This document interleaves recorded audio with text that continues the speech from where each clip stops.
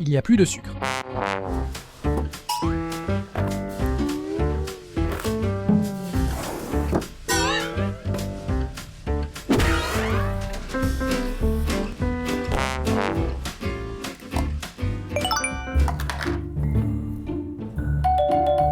Bonjour, pourrais-tu me prêter un peu de sucre? Oh, ça tombe mal, mais je n'en ai pas. C'est pire que ce que je pensais. Il n'y a plus de sucre chez la voisine. Il ne reste plus qu'une option. Aujourd'hui, nous allons apprendre à faire du sucre directement à partir de la canne à sucre. Directement de la canne à sucre.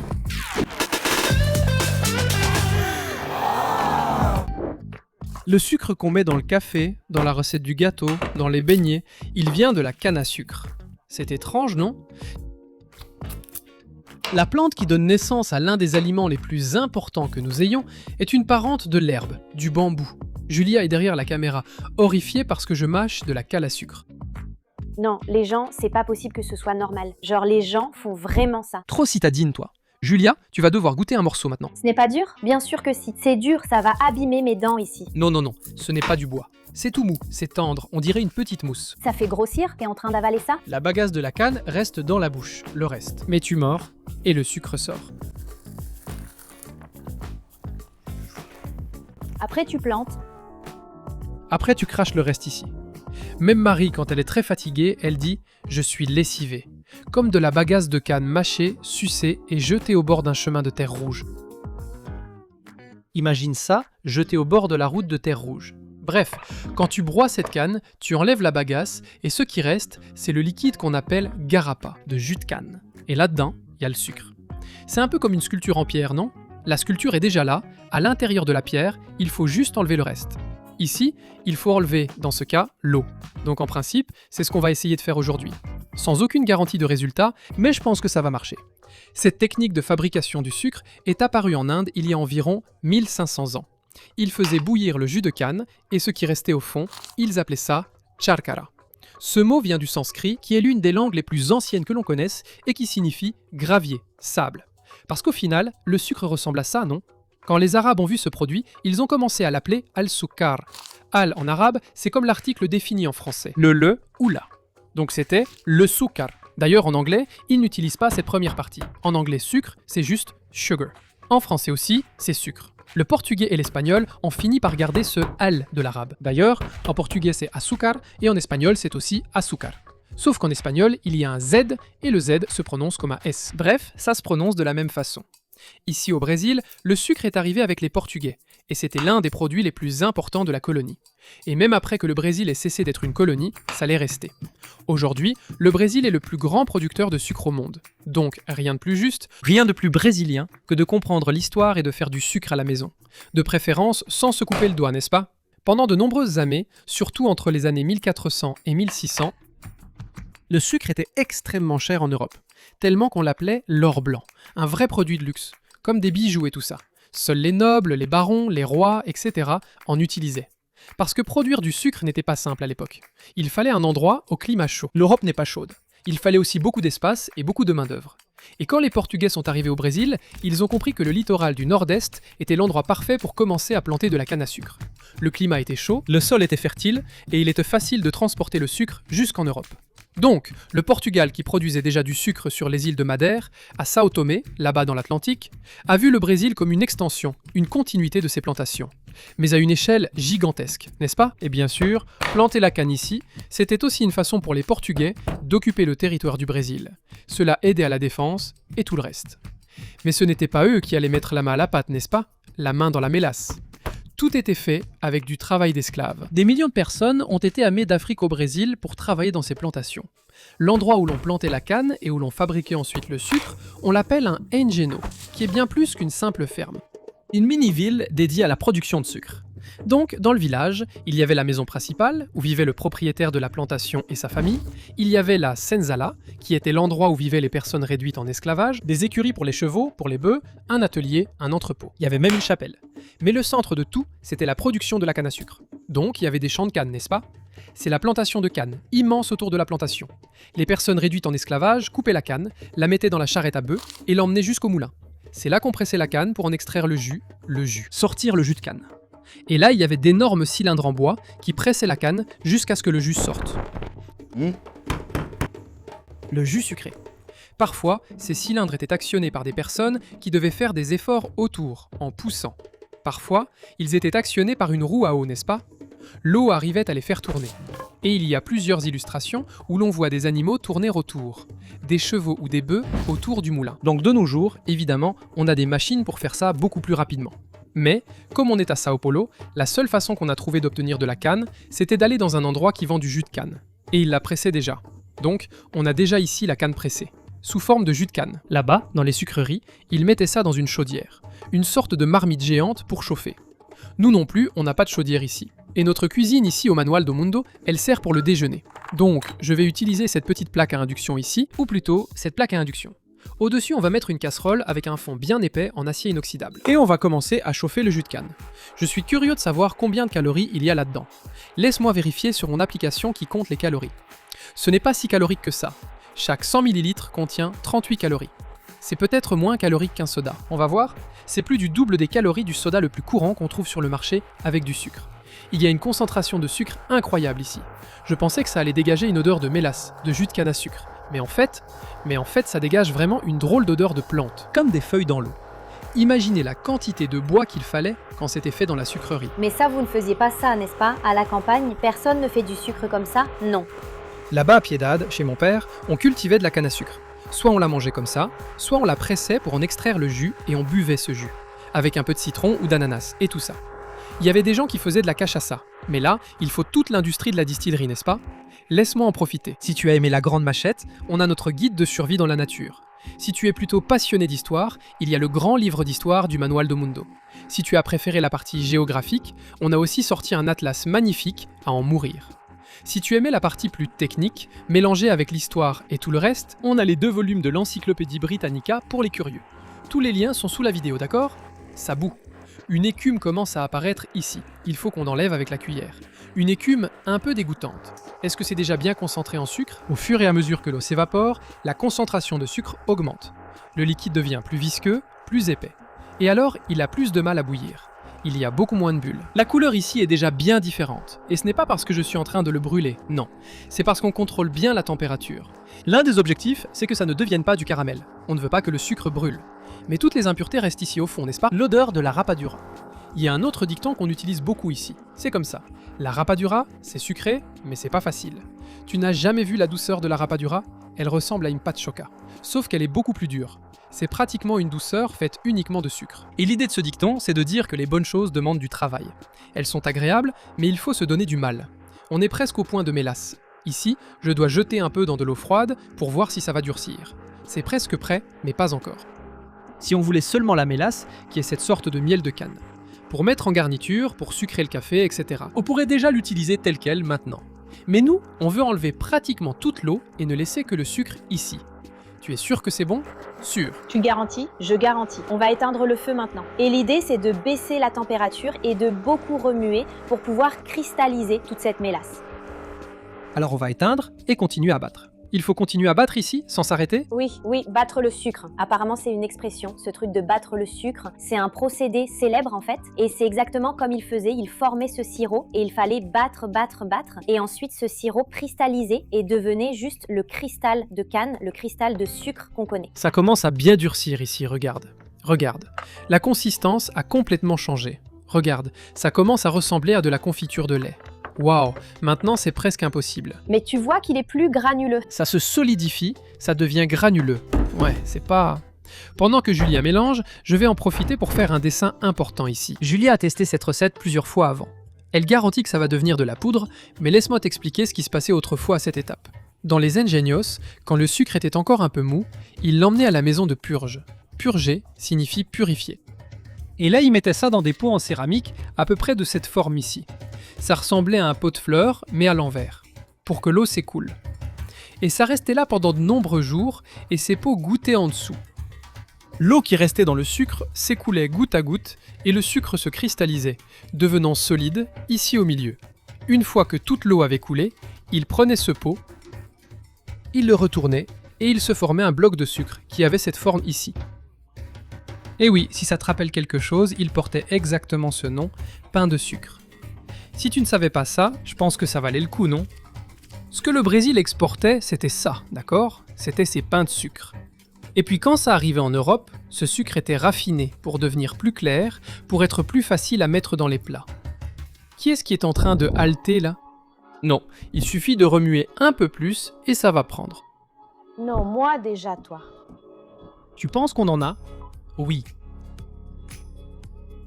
Il a l'air bien, ça sent la canne à sucre. Regarde ça.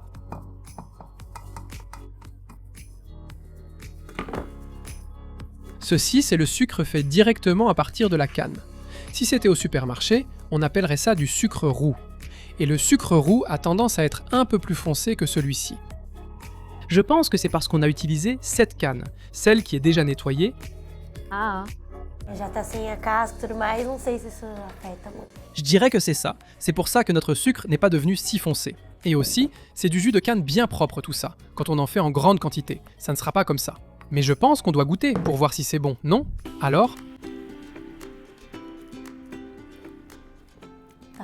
c'est bon. Non, c'est bon. Vraiment correct. Non, exactement comme le sucre de canne complet. Identique, identique, identique. Waouh! D'accord, c'est bon. Pourquoi? C'était la première chose, on avait déjà fait quelques tests avant et le mien n'était pas très bon, alors Non, celui-ci avait vraiment un goût sympa. c'était bon. Je pense que si les gens goûtent ça, ils vont en manger toute la journée. Mais il y a un problème. Lors d'un des tests que Julia a fait, le sucre est devenu beaucoup plus cristallisé. Oui, il n'a pas formé ces petites boules humides. Ce que je propose, c'est qu'on prenne une partie de ce sucre, qu'on le chauffe à nouveau, enlever correctement l'eau, puis remuer à nouveau et le transformer en un vrai sucre cristallisé. On va essayer de rattraper ça ici, je vais en prendre la moitié, d'accord? On va mettre juste un peu d'eau, juste pour que je puisse chauffer. Je veux éviter que ça brûle, avoir toutes ces bulles. D'accord, si on maintient la température à 100 degrés, il arrive un moment où toute l'eau s'évapore, mais le sucre ne brûle pas. C'est un peu la température sacrée du truc, non? Waouh, il y a une fumée étrange qui s'en dégage, non? Il y a une fumée étrange qui sort ici. C'est une fumée de quelque chose qui commence à brûler. C'était l'étape où il fallait remuer à nouveau. Oui, c'est l'étape où il faut remuer à nouveau. Oh, merci. Ça devient sympa, non? Ça devient sympa, hein? On ne peut même plus le remuer. Il commence à durcir et il est encore très chaud. Écoute le petit bruit de cristal à l'intérieur, écoute. C'est du sucre, mais maintenant il faut qu'on casse ça. En théorie, ça ressemble beaucoup plus à du sucre. Voyons voir. Aïe! Trop cool. Regarde comme c'est joli. Bien sec, bien sec, bien sec. Ça n'a rien à voir avec l'autre sucre. Ouais, non, c'est vraiment bon. Regarde la différence. La question qu'on se pose tous. Est-ce que le goût est différent? Sérieusement, je pense que non. Tu vas en avoir plus. J'espère que non. Non, non, ça n'a pas brûlé. Rien n'a caramélisé. Exactement le même goût, sauf que cette fois c'est un peu plus ferme. Oui, exactement. Ne quitte pas encore la vidéo, il y a un défi. On n'a pas réussi à obtenir le sucre tout blanc comme celui qu'on achète au supermarché. Non. Ce défi ici, c'est celui de Julia.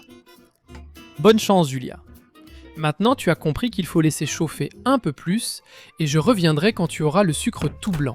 D'accord? Vous avez vu que j'ai changé de vêtements, quelques jours sont passés parce que j'ai dû faire des recherches sur la façon dont l'industrie blanchit vraiment ce sucre roux ici et le rend plus blanc. Je vais admettre que ce n'est pas si simple que ça. Il y a même certaines industries qui utilisent du lait de chaux par exemple, c'est pour essayer de rendre le sucre un peu moins acide et alors la saleté commence à former des flocons à la surface, ce qui la rend plus facile à enlever. Il y en a d'autres qui utilisent du soufre et d'autres procédés qui sont un peu compliqués. Il y a une très bonne chaîne sur YouTube appelée Manual do Mundo qui a fait une vidéo pour essayer d'enlever la couleur d'un soda. Et dans la vidéo, ils utilisent du charbon actif. Ce charbon actif, en fait, c'est du charbon normal, sauf que cette étape d'activation consiste essentiellement à le chauffer à une température très élevée. Et à cause de cette température très élevée, qu'on appelle activation, le charbon commence à créer plein de petits trous. Et c'est dans ces petits trous que la saleté se coince. À cause de ça, il est beaucoup utilisé dans les filtres à eau par exemple, et il rend ainsi l'eau un peu plus propre. Donc mon pari ici est d'essayer d'utiliser du charbon actif pour nettoyer un peu plus le jus de canne. La principale différence entre le sucre brut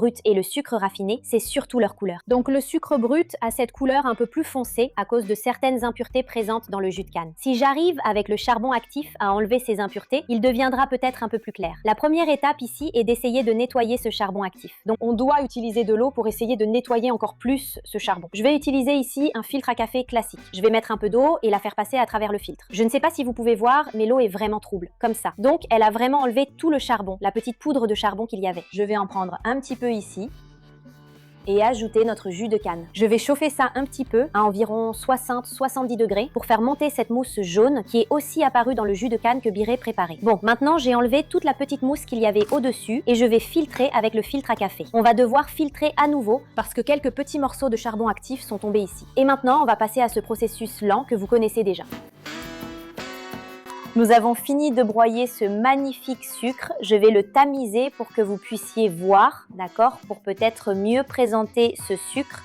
Et je veux vous montrer à quoi ressemble notre prototype de sucre raffiné. C'est pas devenu le plus blanc possible? Non, c'est pas le cas, parce que l'idée était vraiment d'utiliser des choses plus faciles à trouver et qu'on avait ici. Mais en comparant avec les autres qu'on a fait, regardez, celui-ci était le plus clair, le dernier que Biré avait terminé. Et celui-ci, c'est celui qu'on a retiré juste un peu avant. Donc j'ai eu un doute, je me suis dit mince, est-ce qu'il ressemble à celui-là? Mais non, c'est pas le cas. J'ai aussi apporté le blanc pour qu'on puisse comparer et là c'est clair quelle était notre intention. C'était d'éclaircir, pas de blanchir. Pour blanchir, il nous faudrait un procédé industriel complexe dont j'ai parlé un peu plus tôt, mais je pense que le résultat est sympa. Voyons ce que Biré en pense. Tu as bien réussi, celui-ci est le tien. Oui? Alors, soyez gentils avec moi les amis. Non, je pense que c'est bien, c'est bien. Ce n'est pas comme le sucre cristallisé. Non, c'est comme du sucre cristallisé beige. Oui, voyons le goût du sucre de Juliana. Le goût, je pense que c'est pratiquement le même que celui du sucre roux qu'on a fait avant, non? Oui, c'est ça, mais visuellement, il est plus joli. Je l'ai purifié, ça s'est pas tellement éclairci. Mais il y a quelque chose que j'ai trouvé très étrange. Ça, c'est le sucre roux industriel, non? Celui qu'on achète au supermarché. Il est beaucoup plus foncé que le sucre de canne qu'on a fait. Et je ne me souvenais pas qu'il était aussi foncé. Moi non plus, il ressemble à du café. D'ailleurs, Sens, il a une odeur de café. Exactement, il est intense. Ça sent le brûlé, oui, n'est-ce pas? Et le nôtre n'a pas cette odeur de brûlé, ni d'odeur de café. Café, ça sent vraiment la canne à sucre. Ça rappelle même un peu l'odeur de la cachaça. D'ailleurs, quand Julia était ici en train de préparer, j'étais dans l'autre pièce, et dès qu'elle a ouvert la porte, il y a eu une bouffée de cachaça incroyable, parce que la cachaça, c'est exactement ça. C'est du jus de canne bouilli, qui va ensuite être distillé, n'est-ce pas? Cet alcool vient de là. J'espère que le nôtre n'aura pas autant d'alcool, parce que, enfin, l'alcool n'est du sucre qui est transformé par les bactéries. On va tester pour voir si ce sucre peut être utilisé au quotidien, même en faisant un test à l'aveugle. Notre idée ici est de tester le sucre blanc contre notre sucre raffiné, entre beaucoup de guillemets, parce qu'on veut voir si les gens perçoivent la différence ou non. Parce qu'en regardant la couleur, tout le monde voit très bien lequel est le raffiné, mais on veut voir si au goût c'est perceptible ou non. C'est sucré. C'est sucré, mais c'est modérément sucré, c'est pas très fort non plus. Celui-ci est différent. Celui-ci aussi est sucré, mais il a un goût, je ne saurais dire. Il y a comme un petit goût en plus, hein? Voilà, il y a quelque chose de bon, quelque chose de mauvais. J'ai senti un goût sucré, mais il y a un goût de quelque chose d'organique. C'est ça, organique. Très sucré. Un peu moins sucré, et la douceur de celui-ci ne semble pas venir du sucre. On dirait une autre sorte de substance. Ça te rappelle quoi? Quelque chose comme de la vanille, un truc comme ça. Mais c'est bon. Tant mieux. C'est bon, c'est différent. Je préfère ça plutôt que le goût du sucre ou d'édulcorant. Je parierais que celui-ci, c'est celui que tu as fait. Il a peut-être une petite pointe d'amertume. Mince, maintenant je suis perdu. Oh, il suivait tout depuis le début. J'ai tout suivi. Je pense que celui-ci, c'est le sucre raffiné. Celui-ci, c'est le sucre raffiné. Et celui-ci, c'est le tien. D'accord. Il ressemble à du café normal, avec du sucre normal. Donc je pense que ceux-ci sont les raffinés. Il est moins sucré. Oh, je pense que c'est celui qu'on a fait ici. Et peut-être que comme j'ai passé beaucoup de jours avec lui, j'ai déjà une certaine familiarité. Tu as déjà une affinité. J'ai déjà ressenti ce goût quelque part. Mélange-les là-bas.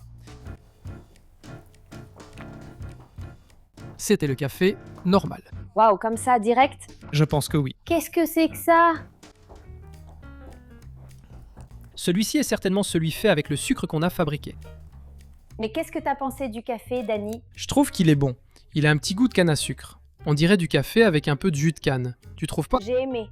À la fin, tout le monde a deviné juste. On peut vraiment sentir la différence. Donc, sans aucun doute. Mais personne n'a trouvé ça mauvais. Exactement. C'est pas un point négatif qu'il soit perceptible. Il est différent. Mais bon, jusqu'à le comparer à la vanille, franchement, qu'est-ce que c'est que ça? C'est vraiment classe, Juliana. On a assuré. On a fait du sucre maison. Si tu veux en faire chez toi, sérieusement, je pense que c'est possible. Je trouve ça sympa. On peut le faire à la maison sans aucun problème. Et je pense que ça vaut le coup d'essayer. J'ai trouvé ça vraiment bon et c'est pas difficile, franchement, il suffit de faire bouillir et c'est tout. Mission accomplie. Je vais vous recommander ici une vidéo où on fait autre chose avec la canne à sucre. Dans ce cas, c'est l'alcool sur lequel Béré et moi plaisantions. Dans cette vidéo, on utilise différents types de verreries pour fabriquer de l'éthanol à partir de la canne à sucre. La vidéo est vraiment sympa et il y a une petite odeur d'alcool, n'est-ce pas ?